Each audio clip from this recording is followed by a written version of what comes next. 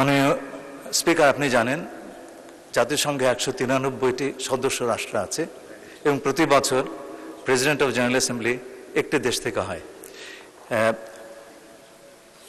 মাননীয় প্রধানমন্ত্রী যখন আমাকে এই পদের জন্য মনোনয়ন দিলেন, তো সেই সময় মাত্র পৃথিবীর 5টি দেশ দুবার এই পদটি অলঙ্করণ করেছিলেন এবং এশিয়া থেকে এই প্রথম।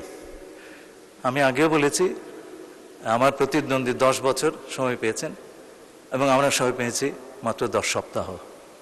আমি মাননীয় প্রধানমন্ত্রীকে বলেছিলাম, আপনি আমাকে একটা ইম্পসিবল মিশনে পাঠিয়েছেন। উনি আমাকে তখন বলেছেন, আপনি পারবেন, আমরা সবাই মিলে পারবো। তার লিডারশিপে আমরা এই কাজটি করতে পেরেছি, এর জন্য আমি তাকে বিশেষভাবে ধন্যবাদ জানাই। এই পদটি জাতীয় সংঘ সাধারণ পরিষদের সকল সদস্যদের একটি পদ।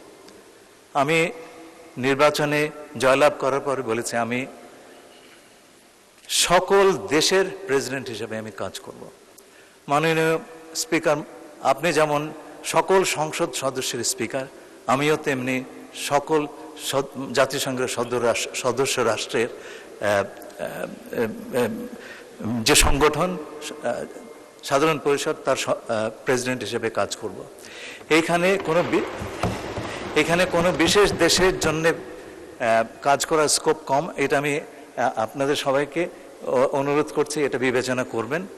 বাংলাদেশ গর্বের সঙ্গে, যোগ্যতার সঙ্গে এই দায়িত্ব পালন করবে যদি আমরা সকলের জন্য কাজ করি। আপনাকে অসংখ্য ধন্যবাদ।